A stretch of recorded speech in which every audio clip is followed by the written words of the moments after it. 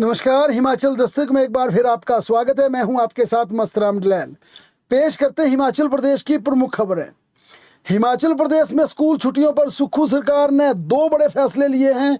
पहला, प्रदेश में प्रचंड लू के बीच पारा 45 डिग्री पहुंचने पर संबंधित जिला के डीसी स्कूलों में छुट्टी कर सकते हैं। ये आदेश समर वेकेशन शुरू होने यानी 29 जून तक राज्य में लागू रहेंगे। दूसरा, प्रदेश के स्कूलों में मनाए जाने वाले राष्ट्रीय हित वाले कार्यक्रम की छुट्टी में भी बदलाव किया जाएगा। मसलन 15 अगस्त की छुट्टी के दिन स्कूल खुले रहेंगे और इसकी छुट्टी एक दिन पहले या एक दिन बाद में दी जाएगी। इस बार 15 अगस्त को शनिवार का दिन है और 16 अगस्त को रविवार है, लिहाजा 15 और 16 दोनों दिन सरकारी अवकाश है। लेकिन राज्य सरकार का मन है कि 15 अगस्त को स्कूल खुले रखे जाएं और 15 अगस्त की छुट्टी 17 अगस्त यानी कि सोमवार को दी जाए, ताकि 16 और 17 अगस्त को हिमाचल प्रदेश में 2 दिन छुट्टी रहे। राज्य सरकार ने इसे लेकर शिक्षा विभाग में व्यवस्था बदलाव के आदेश जारी कर दिए हैं और ये कहा गया है कि इसकी मंजूरी की फाइल सरकार को भेजी जाए। डॉक्टर इंजीनियर की तरह एमएलए बनने के लिए भी किसी एग्जाम का प्रावधान किया जाए। जाहिर तौर पर यह सवाल पिछले कल नेरवा स्कूल में उठा था, क्योंकि मैट्रिक के एक छात्र ने मुख्यमंत्री से यह सवाल किया था और यह सवाल अब हिमाचल प्रदेश में नहीं बल्कि पूरे देश में इस सवाल को लेकर पूछे गए मामले को लेकर इसका वीडियो वायरल हो रहा है। पिछले कल मुख्यमंत्री सीबीएसई स्कूल नेरवा पहुंचे थे, क्योंकि राज्य सरकार का यह ड्रीम प्रोजेक्ट है हिमाचल प्रदेश के सरकारी स्कूलों में सीबीएसई की शुरुआत करना। 10वीं कक्षा के छात्र विहान चौहान ने मुख्यमंत्री से सवाल किया था कि विधायक बनने के लिए किसी परीक्षा का प्रावधान क्यों नहीं।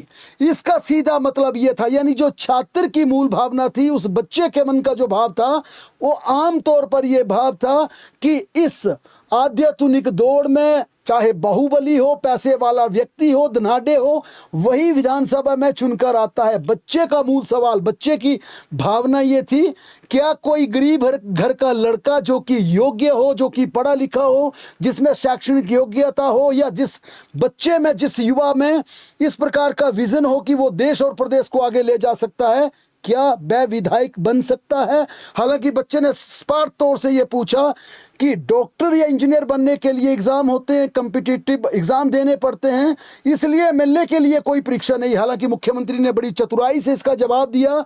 उन्होंने कहा कि विधायक बनने के लिए 5 साल के बाद जनता के दरबार में जाना पड़ता है, जनता की अदालत में जाना पड़ता है और मेरिट के आधार पर वहां से चुनकर आना पड़ता है। ये व्यवस्था है। जाहिर तौर पर यह लोकतांत्रिक व्यवस्था है, डेमोक्रेटिक सेटअप हमारे देश का है, हमारे संविधान का है कि डेमोक्रेसी के आधार पर लोगों द्वारा चुने गए व्यक्ति विधानसभा में आते हैं। लेकिन उस बच्चे की मूल भावना यह थी कि बिल्कुल लोगों के चुने हुए व्यक्ति विधानसभा में आते हैं, लेकिन कौन आते हैं ये हम सब आकलन कर सकते हैं। पैसे वाले लोग आते हैं, रसूख वाले लोग आते हैं, और यहाँ पर आमतौर, हालांकि पढ़े लिखे लोग बहुत ज़्यादा विधानसभा में आने लगे हैं, लेकिन फिर भी यह माना जाता है कि विधानसभा चुनाव में आम व्यक्ति, गरीब व्यक्ति चुनाव नहीं लड़ सकता। जिसके पास पैसे नहीं है वह चुनाव नहीं लड़ सकता।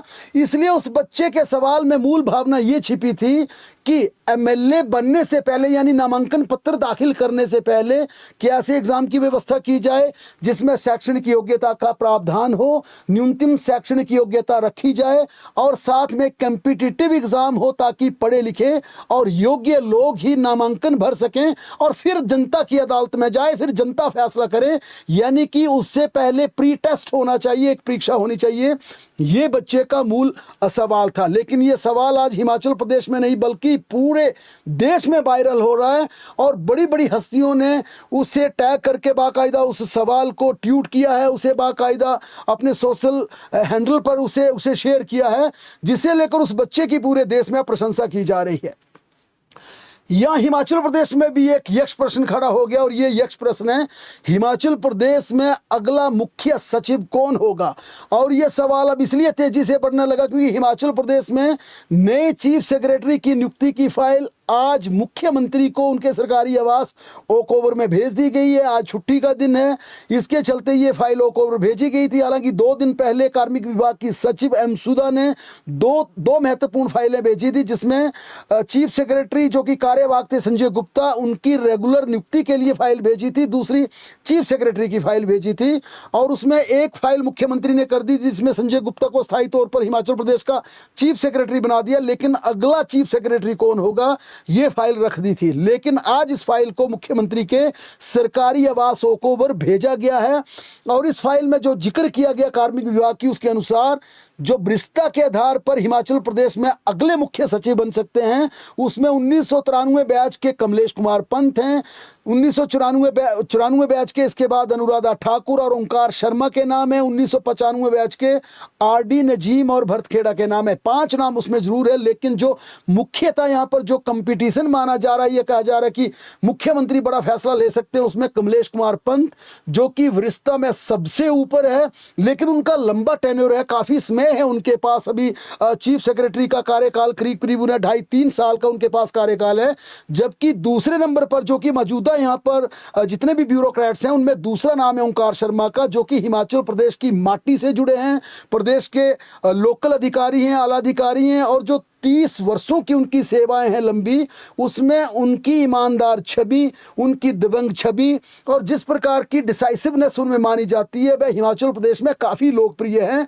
इसके चलते अब यहाँ पर मुख्यमंत्री के लिए, हालांकि कोई मुख्यमंत्री हमेशा चौंकाने वाले फैसले करते हैं जिस प्रकार से पहले भी देखा गया, लेकिन मुख्यमंत्री के सामने 2 बड़े विकल्प मौजूद हो गए। अगर वरिष्ठता को तवज्जो देनी तो कमलेश कुमार पंत हैं, लेकिन अगर कमलेश कुमार पंत को भी एडजस्ट करना है, ओंकार शर्मा को भी ऑनर देना, हिमाचल प्रदेश के इस माटी से जुड़े अधिकारी हैं, ईमानदार अधिकारी हैं, जनता में अच्छी छवि है, तो फिर 6-7 महीने के लिए ओंकार शर्मा को चीफ सेक्रेटरी बनाया जा सकता है।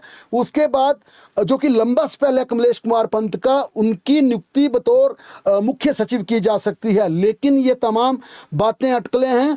मुख्यमंत्री क्या फैसला लेते हैं, क्या निर्णय लेते हैं, हमेशा चौंकाने वाले फैसले लेते हैं, ये देखना काफी रोचक होगा, क्योंकि फाइल में अनुराधा सिंह ठाकुर का नाम भी है जो कि केंद्रीय प्रतिनियुक्ति पर दिल्ली में है। काफी महत्वपूर्ण विभाग उनके पास मोदी सरकार ने उन्हें दे रखा है, यानी मोदी सरकार के जो 8-9 महत्वपूर्ण अधिकारी हैं उनकी टीम में वे शामिल हैं। दूसरे भरत खेड़ा भी हिमाचल प्रदेश, अगर सीएस का ऑफर मिलता वो दौड़े यहाँ पर चलकर आएंगे।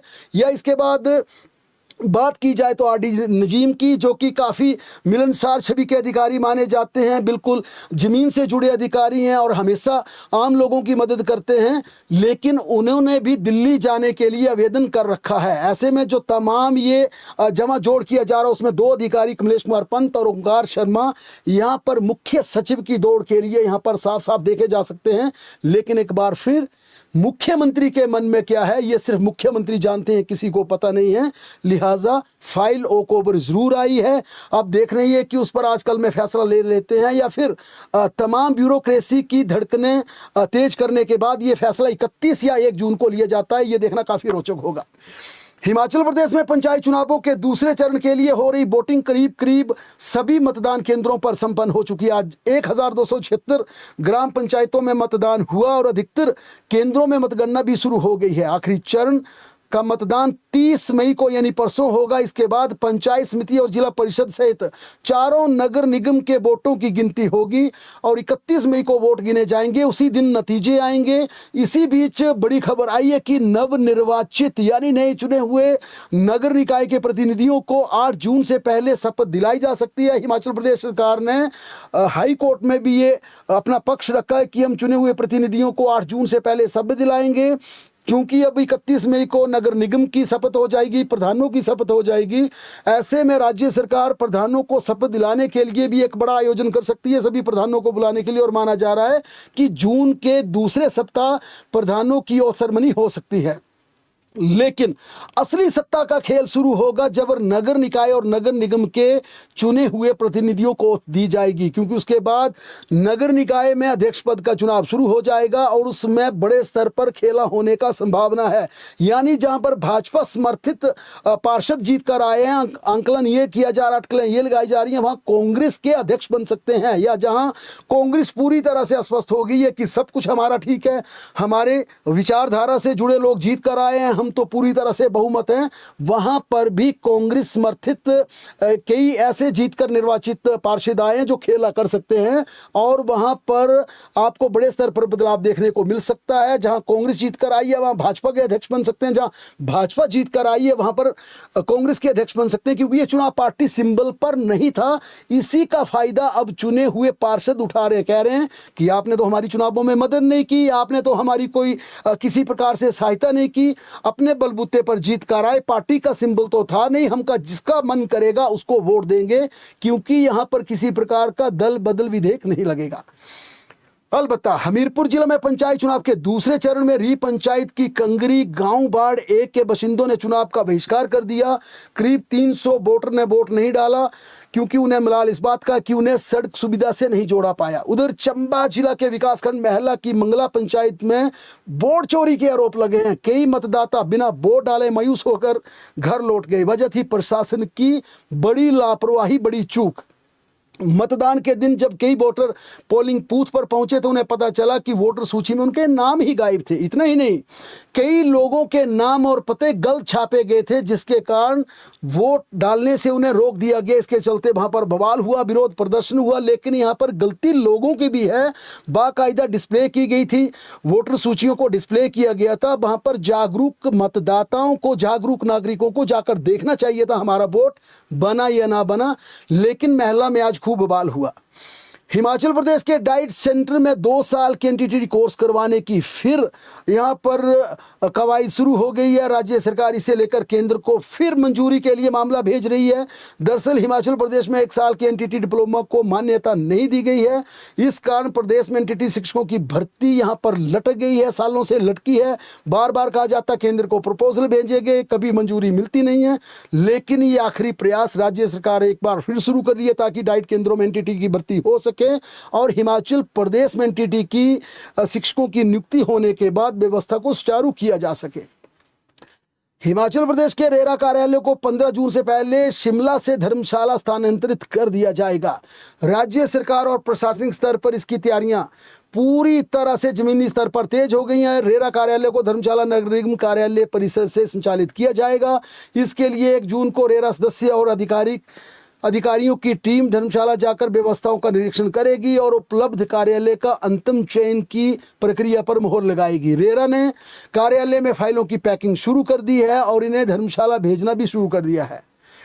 हिमाचल प्रदेश हाई कोर्ट ने एसएमसी ग्रांट इन एड नीति के तहत लेक्चरर और डीपी के तौर पर सेवाएं दे रहे शिक्षकों को नियमित करने की याचिकाकर्ताओं की मांग पर हिमाचल प्रदेश सरकार को स्पष्टीकरण प्रस्तुत करने के आदेश पारित कर दिए हैं। न्यायाधीश अजय मोहन गोयल ने एसएमसी अध्यापकों द्वारा नियमितीकरण की मांग को लेकर दायर याचिका की सुनवाई के पश्चात ये आदेश पारित किए हैं। हिमाचल में बढ़ते तापमान के बीच जंगलों में आग लगने की घटनाएं अब तेजी से बढ़ने लगी। अब तक राज्य के जंगलों में आग लगने की 232 घटनाएं सामने आ चुकी हैं, जिसमें करीब 2900 हेक्टेयर क्षेत्र प्रभावित हो चुका है। इन घटनाओं में अब तक 37 लाख रुपए के नुकसान का आकलन किया गया है। महिला थाना चंबा में तैनात 2 अधिकारी, 2 पुलिस कर्मचारियों को पुलिस अधीक्षक चंबा ने निलंबित कर दिया है, सस्पेंड कर दिया है। ड्यूटी में अनुशासनहीनता पाए जाने पर सब इंस्पेक्टर, इंस्पेक्टर मुख्य आरक्षी पुलिस तथा महिला आरक्षी पर कार्रवाई की गाज गिराई गई है। निलंबित किए गए इन पुलिस अधिकारी कर्मचारियों को पुलिस लाइन में हाजिर भी कर दिया गया। सभी के खिलाफ अब विभागीय जांच बिठा दी गई है। दरअसल चुरा से लापता नाबालिग को तलाश करने वाली ये टीम पर कार्रवाई अमल में लाई गई है। चुरा उपमंडल निवासी एक व्यक्ति ने 7 अप्रैल 2026 को महिला थाना चंबा में उसकी नाबालिग बेटी को क्षेत्र के एक युवक की ओर से बहला फुसला कर ले जाने की शिकायत दर्ज की थी। बेटी के लापता होने पर परिवार में हड़कंप मच गया। परिजनों ने अपने स्तर पर हर जगह बेटी की तलाश की, लेकिन कहीं पर भी उसका कोई सुराग नहीं लग पाया। जब पुलिस से मदद मांगी, लेकिन पुलिस ने उस तरह का सहयोग नहीं किया। लेकिन पूरे मामले जो में आया, उस बच्ची का बयान बदलवाने, उस बच्ची को गलत बयान देने के लिए प्रेरित करना, पूरे मामले में पूरी उथल पुथल करना, वर्दी का दुरुपयोग करना, पूरे मामले में निष्पक्ष जांच को पूरी तरह से नज़रअंदाज करना, क्योंकि माना जा रहा है कि पुलिस इसमें एक पक्ष की मदद करना चाहती थी, एक पक्ष को बचाना चाहती थी, नाबालिग पर दबाव बना रही थी। और जब पूरी जांच सामने आई तो सभी चारों को सस्पेंड कर दिया गया है। सोलन जिला के सोलागड़ा क्षेत्र में एक शव बरामद किया गया। ये मामला हत्या का या आत्महत्या का फिलहाल इस परिस्थिति स्पष्ट नहीं हो पाई है। शव की हालत और घटनास्थल की परिस्थितियों को देखते हुए पुलिस हर पहलू पर जांच पड़ताल कर रही है। कुल्लू जिला में आज एक गाड़ी की गहरी खाई में गिर जाने से 3 महिलाओं की मौत हो गई। दरअसल ये तीनों महिलाएं पोलिंग बूथ में वोट डालने के बाद वापस लौट रही थी, जबकि हादसे का शिकार हो गई। इस हादसे में एक ड्राइवर समेत 7 महिलाएं और एक बच्चा घायल भी हो गया। गाड़ी में ड्राइवर समेत 11 लोग सवार थे। सभी वोट देकर सिरड मेला देखने जा रहे थे। इसी दौरान घाटी क्षेत्र में बड़ई में उनकी टाटा सुमो गाड़ी अनियंत्रित होकर नीचे 350 फीट गहरी खाई में जा गिरी। मंडी जिला के गागण जंगल में मंगलवार शाम एक महिला घायल अवस्था में मिली। पहले ही अनुमान लगाया कि हो सकता है कि महिला पर तेंदुए ने हमला कर दिया हो, लेकिन जब महिला होश में आई तो उसने बताया कि उस पर किसी जानवर ने नहीं बल्कि जीते जागते इंसान ने हमला करके उसे झाड़ियों में फेंक दिया था। दरअसल टिकमू देवी अपने मायके गांव गांगण से गेहूं काटने गई थी और लौटते समय उसके साथ ये वाकया पेश आया। मौसम की बात करें तो हिमाचल प्रदेश में 5 जिलों में कल आंधी के साथ ओलावृष्टि और भारी बारिश का फिर अलर्ट जारी किया गया है।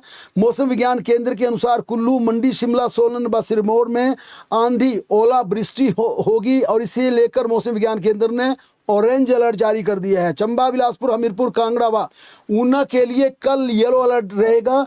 30 मई यानी आज भी हिमाचल प्रदेश के कई जिलों में भारी बारिश का अनुमान था, जिसमें चंबा, कांगड़ा, कुल्लू, मंडी, शिमला, सोलन व सिरमौर में भारी बारिश के साथ साथ ओलावृष्टि की चेतावनी थी। हालांकि पहाड़ों पर 3 जून तक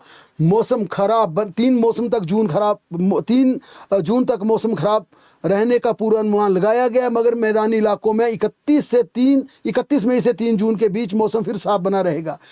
प्रदेश में बारिश न होने से मैदानी इलाकों में लोगों को प्रचंड गर्मी का सामना करना पड़ रहा है। बहरहाल प्रदेश की तमाम बड़ी खबरों के लिए लगातार जुड़े रहे हमारे साथ, देखते और पढ़ते रहे हिमाचल दस्तक।